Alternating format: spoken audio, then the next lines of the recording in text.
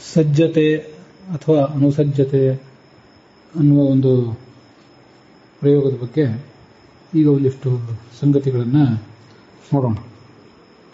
ಇದು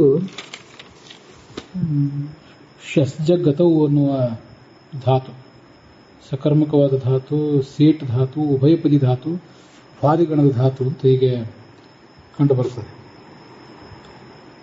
ಸಜ್ಜತಿ, ಸಜ್ಜತೆ ಅಂತ ಹೀಗೆ ಪರಸ್ಮೈ ಪದ ಮತ್ತು ಆತ್ಮೀಯ ಪದಗಳಲ್ಲಿ ಅದರ ರೂಪ ಆಗ್ತದೆ.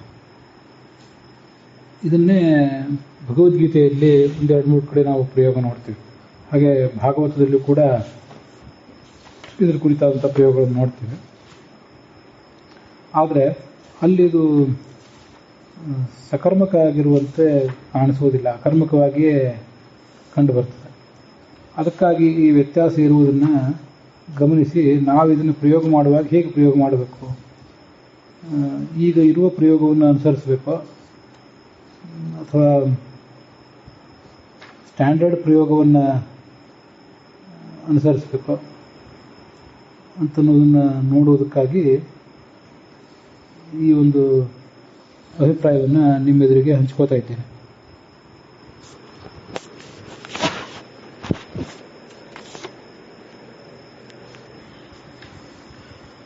ಹದಿನೆಂಟನೇ ಅಧ್ಯಾಯದ 10ನೇ ಶ್ಲೋಕ.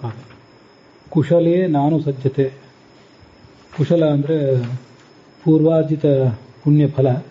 ಅದರಲ್ಲಿ ನಾನು ಸಜ್ಜತೆ ಅಂದರೆ ಆಸಕ್ತಿ ಹೊಂದುವುದಿಲ್ಲ ಅಂತ ಹೀಗಲ್ಲಿ ಒಂದು ಪ್ರಯೋಗ ಕಂಡು ಬಂದಿದೆ 18ನೇ ಅಧ್ಯಾಯದಲ್ಲಿ. ಮತ್ತು 6ನೇ ಅಧ್ಯಾಯದ 4ನೇ ಶ್ಲೋಕ ಬಂದಿದೆ, ನಕರ್ಮ ಸ್ವನುಸಜ್ಜತೆ ಅಂತ.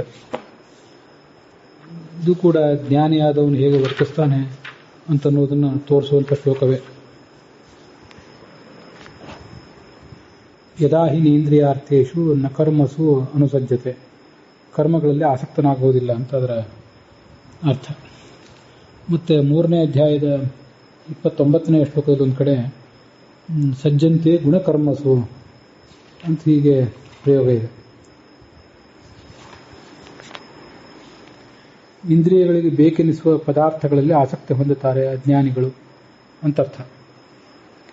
ಇದಲ್ಲದೆ ಭಾಗವತದಲ್ಲಿ ಒಂದು ಪ್ರಯೋಗ ಇದೆ, ಸ್ತ್ರೀಷು ಸ್ತ್ರೈಣೇಶು ವಾ ನ ವಿಸಜ್ಜೇತ ಅಂತ.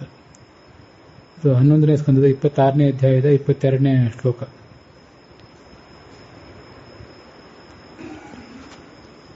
ಸ್ತ್ರೀಯರ ವಿಷಯದಲ್ಲಾಗಲಿ ಸ್ತ್ರೀಲಂಪಟರ ವಿಷಯದಲ್ಲಾಗಲಿ ನಾವು ಅವ್ರ ಜೊತೆಗೆ ಬೆರೆಯಬಾರದು ಅಂತದಕ್ಕೆ ಅರ್ಥ ಹೇಳ್ತಾರೆ.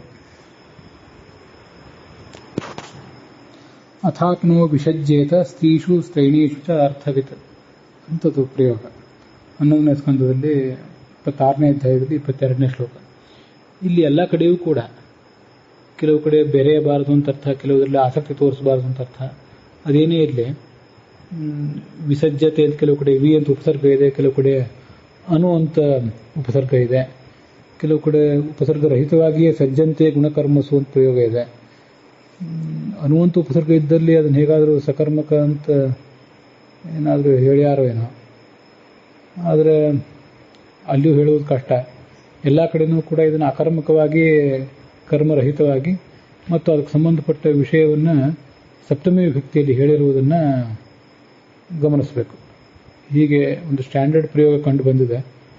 ಸಕರ್ಮಕ ಅಂತ ಈಗಿನ ಧಾತುಪಾಠದಲ್ಲಿ ಯಾಕೆ ಹೇಳ್ತಾರೆ ಮತ್ತು ಅದಕ್ಕೆ ಸಂಬಂಧಪಟ್ಟ ಪ್ರಯೋಗ ಏನು ಅನ್ನೋದ್ರ ಬಗ್ಗೆ ಇನ್ನಷ್ಟು ಜಿಜ್ಞಾಸೆ ನಡೆಸಬೇಕು.